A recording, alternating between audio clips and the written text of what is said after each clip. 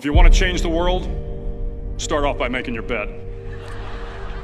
If you make your bed every morning, you will have accomplished the first task of the day. It will give you a small sense of pride, and it will encourage you to do another task, and another, and another. And by the end of the day, that one task completed will have turned into many tasks completed. Making your bed will also reinforce the fact that the little things in life matter. If you can't do the little things right, you'll never be able to do the big things right. And if by chance you have a miserable day, you will come home to a bed that is made,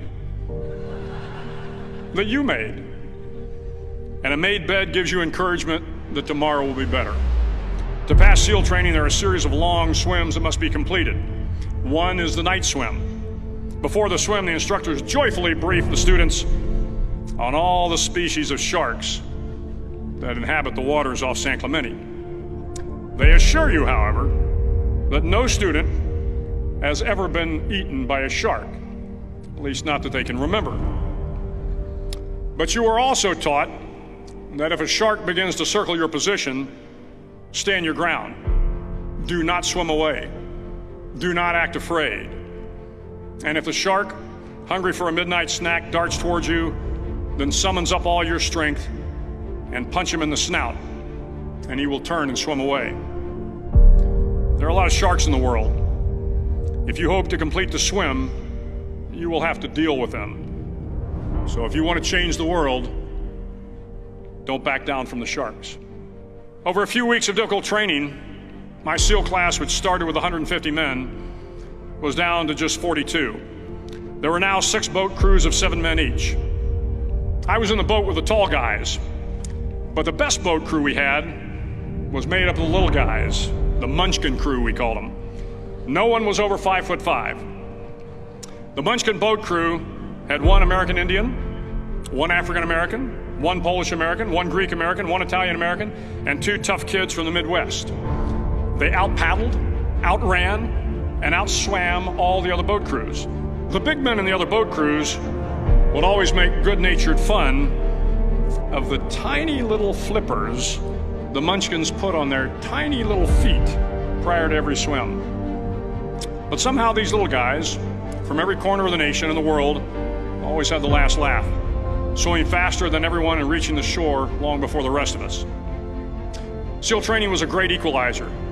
Nothing mattered but your will to succeed, not your color, not your ethnic background, not your education, not your social status.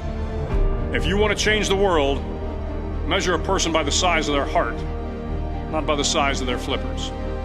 The 9th week of training is referred to as Hell Week.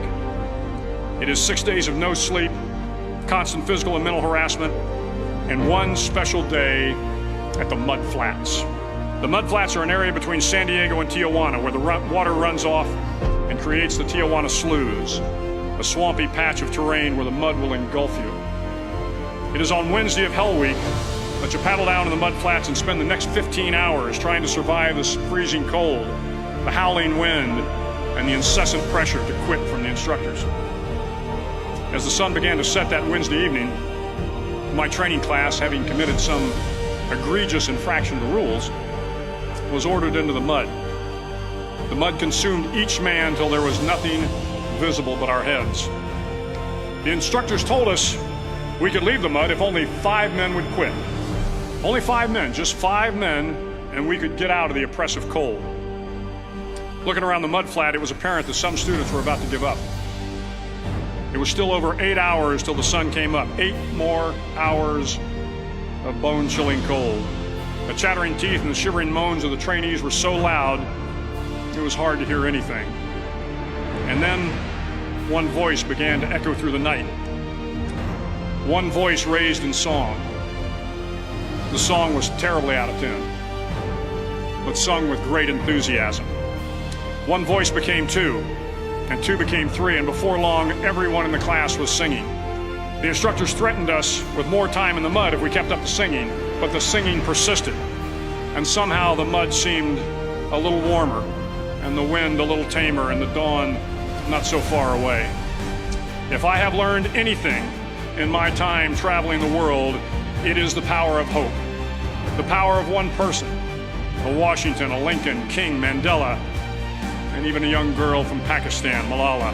One person can change the world by giving people hope.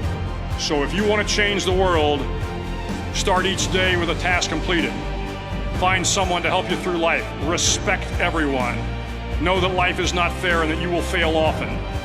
But if you take some risks, step up when the times are the toughest, face down the bullies, lift up the downtrodden, and never ever give up. If you do these things, the next generation and the generations that follow will live in a world far better than the one we have today. And what started here will indeed have changed the world for the better.